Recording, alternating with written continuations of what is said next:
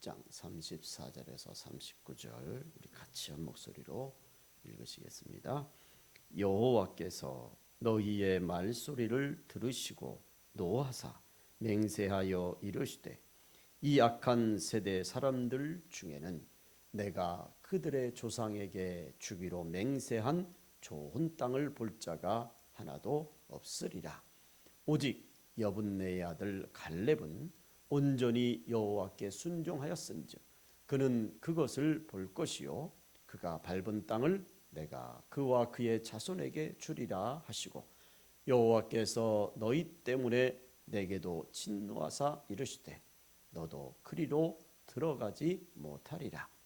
내 앞에 서 있는 눈의 아들 여호수아는 그리로 들어갈 것이니 너는 그를 담대하게 하라.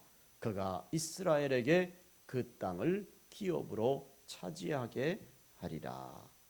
또 너희가 사로잡히리라 하던 너희의 아이들과 당시의 선악을 분별하지 못하던 너희의 자녀들도 그리로 들어갈 것이라.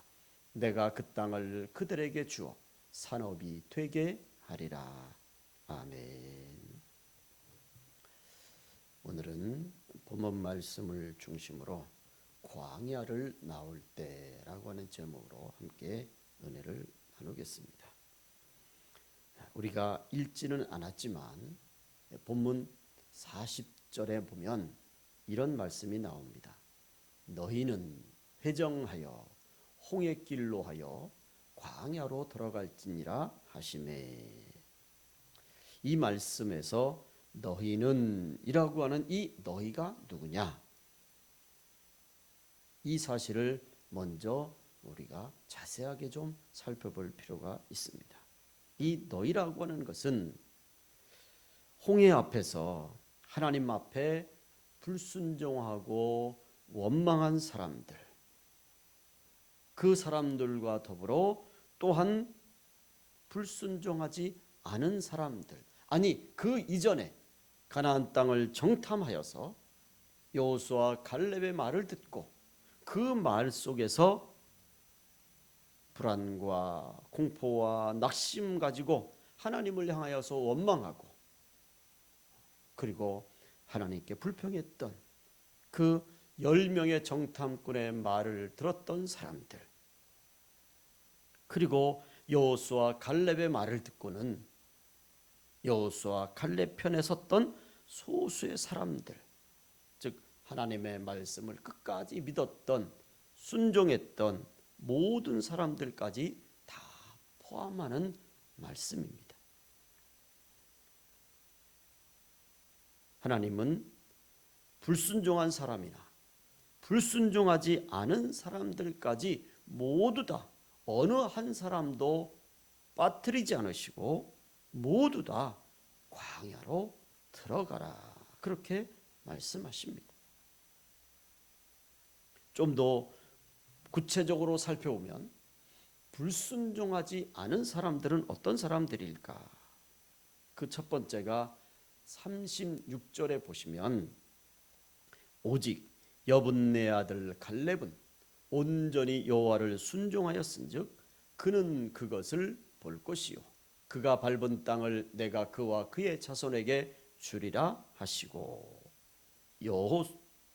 여분네 아들 갈렙은 바로 불순종하지 않은 순종의 믿음의 사람임을 가르쳐 줍니다. 두 번째가 38절에 보시면 너희 종자 눈의 아들 여호수아는 그리로 들어갈 것이니, 그리고 여호수아가 또한 순종한 사람임을 가르쳐 줍니다. 그리고 세 번째가 39절 말씀에 또 너희가 사로잡히리라 하던 너희의 아이들과 당일의 선악을 분별치 못하던 너희 자녀들 그들은 그리로 들어갈 것이라. 그래서 어린 자녀들, 유아들, 이런 아이들을 포함해서 여호수아 갈렙, 그리고 여호수아 갈렙 편에 섰던 소수의 자녀 사람들, 그리고 그들의 자녀들, 그 자녀들이 바로 불순종하지 않은 사람들입니다. 그런데 이 불순종하지 않은 사람들까지 하나님은 광야로 들어가라고 명령하십니다. 그렇다면 여호수아 갈렙과 그리고 아이들과 어린 자녀들 입장에서 보면 어떻게 보면 억울할 수 있습니다. 여러분, 광야에서 산다는 것이 그렇게 쉬운 일은 아니지 않습니까? 무슨 생활에 편의점이 있는 것도 아니고 살기에 편한 그런 장소가 광야가 아닌 것을 우리가 알고 있습니다. 광야의 삶은 고생길이고 고난의 길이고 힘든 여정입니다. 그런데 그 힘든 여정 속에 그 광야에 공의의 하나님이라고 하시는 하나님이 왜 순종하지 않은 사람들만 들여보내지 않으시고 왜 순종한 사람들, 아무것도 모르는 어린 아이들까지 그곳에 보내셔서 그 광야에 40년을 살게 하셨냐 말이죠. 공의의 하나님이라면 불순종한 사람들과 순종한 사람들을 엄격히 구분해서 불순종한 사람들을 광야로 보내고 순종한 사람들, 어린아이 자녀들은 따로 좀 더 좋은 곳에서, 그런데 하나님은 불순종한 사람들이나 순종한 사람들이나 모두 다 광야로 들어가게 하십니다. 하나님이 왜 그렇게 하셨을까? 여러분, 광야에 40년을 지내고 이스라엘 백성들이 나올 때 크게 두 가지 변화가 있습니다. 그 첫 번째 변화가 여호수아 갈렙이 광야에 들어갈 때의 나이를 대부분의 성경 해석학자들이 30대 정도, 20대 후반에서 30대로 봅니다. 그러면 여호수아 갈렙과 뜻을 같이 했던 소수의 사람들이 광야에서 나올 때의 나이는 광야 40년이니까 20대만으로도 잡아도 60세가 되는 겁니다. 30대 초반으로만 잡아도 70대 초반 돼서 나오는 거예요. 그럼 40대에 있던 사람들은 80이 돼서 나오는 겁니다. 그리고 두 번째, 아이들과 자녀들 이렇게 말하죠. 여기서 아이들이라고 하는 것은 어느 정도 거동이 가능한 아이들, 초등학생들 정도 되는 것이고, 자녀들은 부모의 도움을 받아야 사는 그런 아이들이에요. 그러면 10살부터 시작해서 신생아가 치면 10살 아이들은 광야에서 나오면 50대가 되는 겁니다. 이제 신생아들도 광야에서 나올 때면 40대 중반이 되는 거예요. 그러니까 여러분, 그냥 광야 40년, 우리가 그 말은 그냥 광야 40년 속에 그냥 모든 것을 다 덮고 넘어가는 것이 아니라 좀 더 구체적으로 살펴보면 광야에 들어갈 때는 어린아이로 들어갔지만 나올 때는 장년이, 중년이 돼서 나오는 거예요. 이 말은 광야에서 나올 때 아이들이 어른이 되어서 이제 이 아이들이 어른이 되어서 가나안 땅을 여호수아 갈렙과 함께 들어갈 중추적인 역할을 한다는 거죠. 그러니까 세대 교체가 완벽하게 이루어지는 것입니다. 이 아이들, 이 자녀들은 광야에 40년 동안 자라면서 그들은 분명히 보았을 것입니다. 하나님의 말씀에 불순종했던 그 사람들이 광야에서 하나씩 하나씩 죽어가는 것을, 그리고 그들 안에는 자녀들의 부모님도 계셨을 것이고 일가 친척도 있었을 것이고 이웃 사촌도 있을 것이고 어쩌면 형제 자매도 있었을 것입니다. 그런데 이들이 가나안 땅에 들어가지 못하고 광야에서 하나씩 하나씩 그야말로 그 척박한 땅에서 하나씩 하나씩 죽어가는 모습을 저들은 분명히 보았다는 거지. 저들이 이 모든 일들을 보면서 점점 나이를 먹어가면서 세월을 지내면서 저들이 무엇을 보았을까요? 무엇을 느꼈을까요? 그들은 10마디 말보다 실제적으로 역사하시는 하나님의 섭리를 깨달았을 것이다 라고 하는 것입니다. 그래서 저는 오늘 이렇게 결론적으로 먼저 말씀을 드리면, 하나님께서 광야에 모두를 들어가게 하신 이유는 물론 불순종한 사람들을 징계하시는 목적도 있지만, 그보다 더 중요한 이유는 바로 그 40년의 세월을 어린 아이들이 어른이 되어가면서 그 모든 것을 보면서 그 자라나는 아이들, 그 순종한 사람들에게 하나님은 분명한 믿음의 교훈을 하시기 위해서다라고 하는 것입니다. 그래서 광야의 진정한 교훈은 광야에서 나오는 성도들, 광야를 통과하는 이스라엘 백성들을 위한 것이다 라고 하는 것입니다. 이 말씀을 비유적으로 말씀을 드리면, 하나님께서 이 인류의 역사를 주관하시는데, 하나님께서 이 인류의 역사를 주관하시는 그 중심 포인트에 누가 있느냐? 바로 하나님의 자녀들이 있는 것입니다. 하나님은 이 세상을 사랑하십니다. 하나님이 지으신 이 천지 만물을 하나님은 아끼십니다. 그러나 하나님이 더 아끼시고 더 돌보시는 것은, 하나님이 이 세상을 역사하시고 주관하실 때 하나님의 중심은 바로 하나님의 자녀들에게 있다는 거죠. 장차 하나님께서 천국으로 불러들이실 하나님의 자녀들을 위해서 하나님이 이 세상을 섭리해 가시는 것이고, 이 세상 가운데 하나님의 역사를 이뤄 가신다는 것입니다. 저는 오늘 바로 이 부분을 말씀을 드리면서, 하나님께서 광야에서 나오는 사람들에게 가르치시기 원하시는 분명한 믿음의 교훈이 있다는 것입니다. 또한 광야에서 나오는 사람들이, 광야에서 나오는 이스라엘 백성들이 분명히 배워야 될 믿음의 교훈이 있습니다. 바로 이 믿음의 교훈은 이제 머지않아 이 세상을 떠나서 천국에 가는, 오늘을 살아가는 오늘의 하나님의 자녀들, 바로 저와 여러분들, 바로 우리 가나안의 모든 성도들에게 하나님이 주시는 교훈이 있습니다. 우리가 배워야 될 믿음의 교훈이 있다는 것입니다. 여러분, 그 첫 번째가 상급의 원리를 기억해야 합니다. 35절 말씀에 하나님이 이렇게 말씀하십니다. 이 악한 세대 사람들 중에는 내가 그들의 열조에게 주기로 맹세한 좋은 땅을 볼 자가 하나도 없으리라.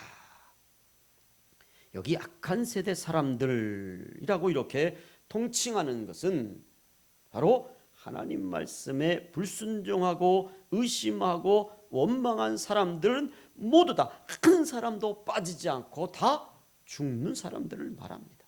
여러분 보세요. 이 사람들 안에는 심지어 모세도 포함됩니다. 그렇다고 모세가 악한 사람은 아니라는 거예요. 그러나 모세도 가나안 땅에 들어가지 못하고 느보산에 올라서서 멀리서 가나안 땅을 바라보는 것으로 만족해야 했습니다.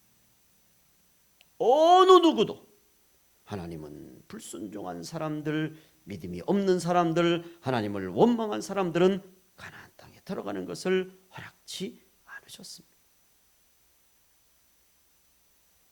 그러나 반대로 하나님 말씀에 순종한 사람들, 어린아이들, 자녀들은 그 광야의 불편한 40년을 살아가는 동안에 다친 사람이 한 사람도 없었고, 아픈 사람도 한 사람도 없었고, 어느 하나 낙오된 사람 없이 모두 다 건강하게 튼튼하게 장성해서, 그리고 광야를 나와서 가나안 땅에 들어갔다고 하는 사실입니다.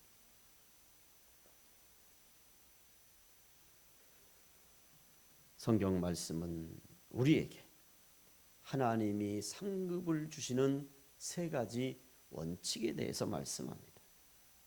하나님의 상급의 3원칙, 저는 이렇게 말씀드리고 싶습니다. 그 첫 번째 원칙이 바로 심는 대로 거두는 법칙입니다. 여러분, 심는 대로 거둡니다. 마가복음 4장 20절 말씀에 좋은 땅에 뿌리웠다는 것은 곧 말씀을 듣고 받아 30배와 60배와 100배의 결실을 하느니라 했습니다. 여러분, 하나님 앞에 콩 심으면 콩을 거두는 것이고 팥 심으면 팥을 거두는 것 아닙니까? 사과를 심으면 사과를 거두는 것이고 포도를 심으면 포도를 거두는 것입니다. 그런데 우리는 종종 콩을 심고 팥을 거두려고 합니다. 사과를 심고 포도를 거두려고 합니다. 여러분, 세상 원칙이 심은 대로 거두는 것 아니겠습니까? 두 번째, 하나님의 상급의 원칙은 심는 만큼 거두는 법칙입니다. 심는 만큼 거둡니다. 그래서 고린도후서 8장 6절로 7절 말씀은 이것이 곧 적게 심는 자는 적게 거두고 많이 심는 자는 많이 거둔다 하는 말이로다. 각각 그 마음에 정한 대로 할 것이요 인색함으로나 억지로 하지 말지니 하나님은 즐겨내는 자를 사랑하시느니라. 아멘. 세상이 하나를 심으면 100을 거둔다고 할지라도 우리 예수 믿는 사람들은 하나를 심으면 하나님이 주시는 그 거둠의 법칙에 따라서 우리는 감사해야 합니다.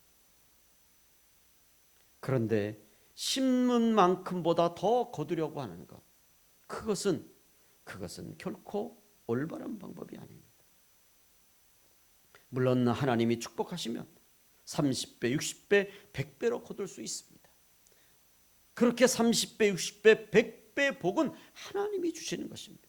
우리가 심을 때는 내가 심은 만큼 거둔다라고 하는 믿음으로 심어야 합니다.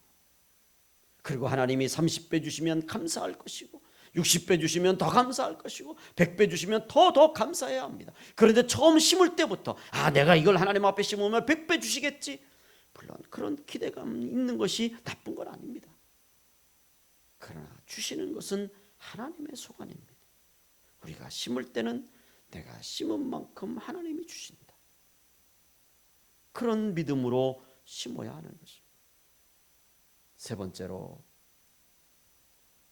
하나님의 상급의 3원칙이 있습니다.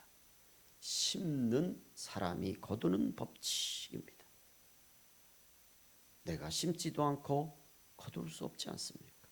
그래서 시편 126편 5절 말씀은 눈물을 흘리며 씨를 뿌리는 자는 기쁨으로 거두리로다. 울며 씨를 뿌리러 나가는 자는 반드시 기쁨으로 그 곡식단을 가지고 돌아오리로다. 눈물로 씨를 뿌리는 자가 기쁨으로 단을 거두는 줄로 믿습니다. 내가 뿌리지도 않고 어떻게 거둘 수 있습니까? 내가 뿌리지 않았는데 거뒀다는 것은 그건 잘못된 겁니다. 그렇기 때문에 우리는 분명히 기록해야 합니다. 하나님은 심는 대로 거두게 하십니다. 심는 만큼 거두게 하십니다. 심는 분이 거두도록 하나님은 축복하십니다. 우리 아이들 찬송에 이런 찬송이 있지 않습니까? 복음을 심었습니다. 복음이 싹이 났네요. 복음이 자랐습니다. 30배 맺었습니다. 60배 맺었습니다. 100배 맺었습니다. 복음을 심으면 복음이 싹이 나는 거죠. 그렇기 때문에 우리는 신앙생활하면서 꼭 심어야 될 5가지를 기억해야 합니다. 첫째는 기도를 심어야 합니다. 부지런히 기도를 심어야 합니다. 새벽에도 심어야 되고 또 골방에서 심어야 되고 또 길을 가면서 속으로도 심어야 되고 일을 하면서도 심어야 되고 기도를 심어야 합니다. 두 번째가 믿음을 심어야 합니다. 세 번째가 사랑을 심어야 합니다.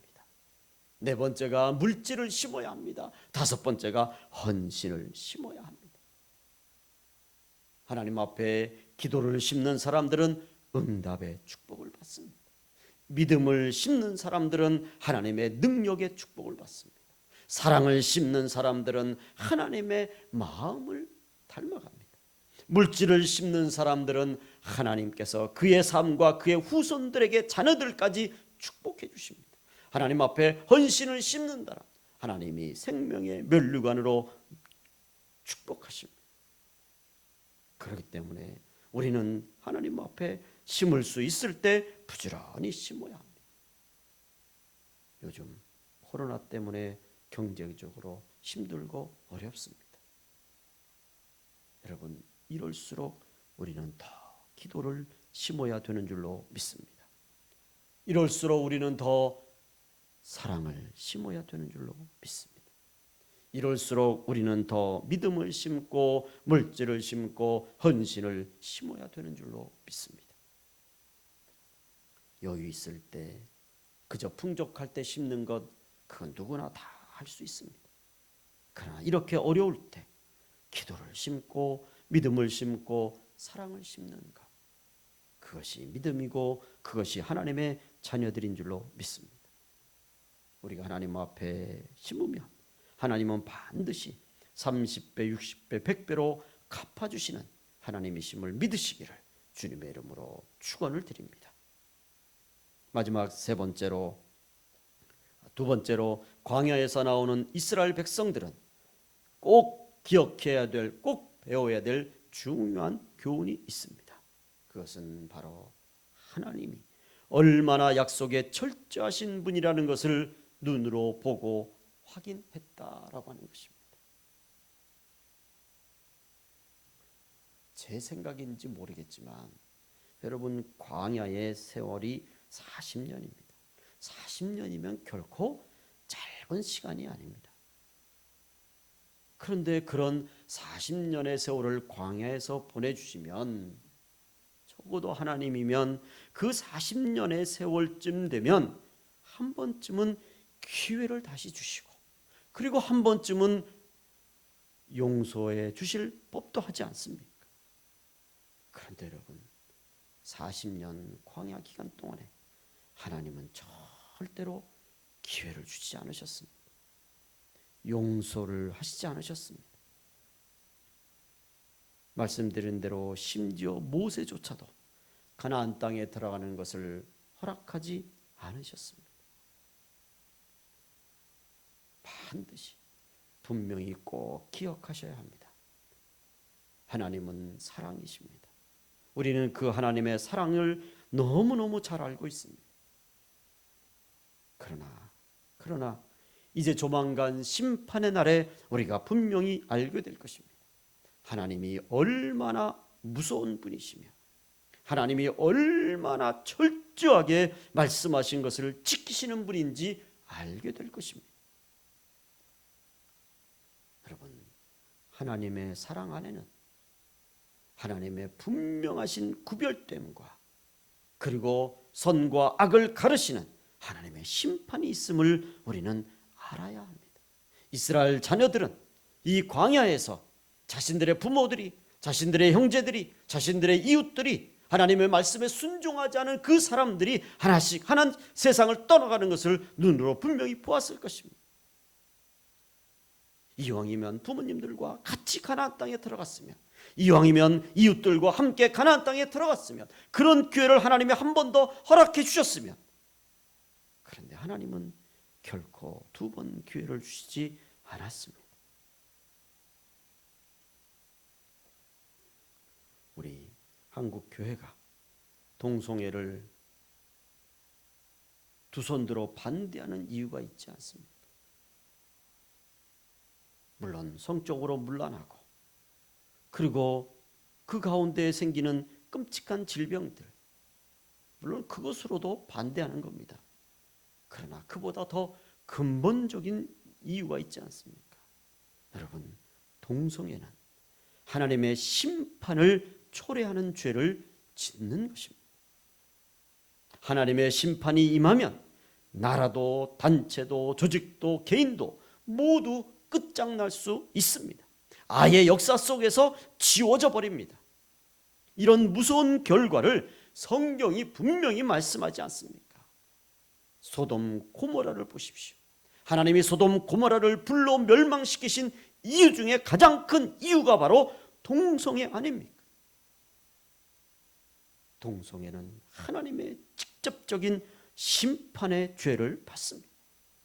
그래서 이 나라가 하나님의 심판의 나라가 아니라 하나님의 보호하심 속에 순교자의 피가 있는 기도의 나라가, 그 헌신의 나라이가, 그래서 축복된 나라가 되게 하기 위해서 나라를 사랑하는 마음으로 우리 기독교가 동성애를 반대하는 것입니다. 단순히 기독교이니까 동성애를 반대하는 것이 아니라는 것입니다.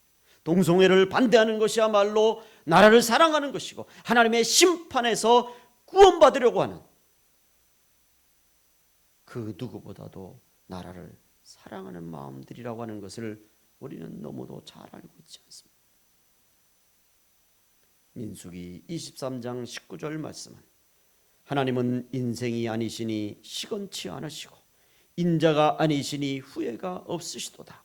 어찌 그 말씀하신 바를 행치 않으시며 하신 말씀을 실행치 않으시랴. 아멘.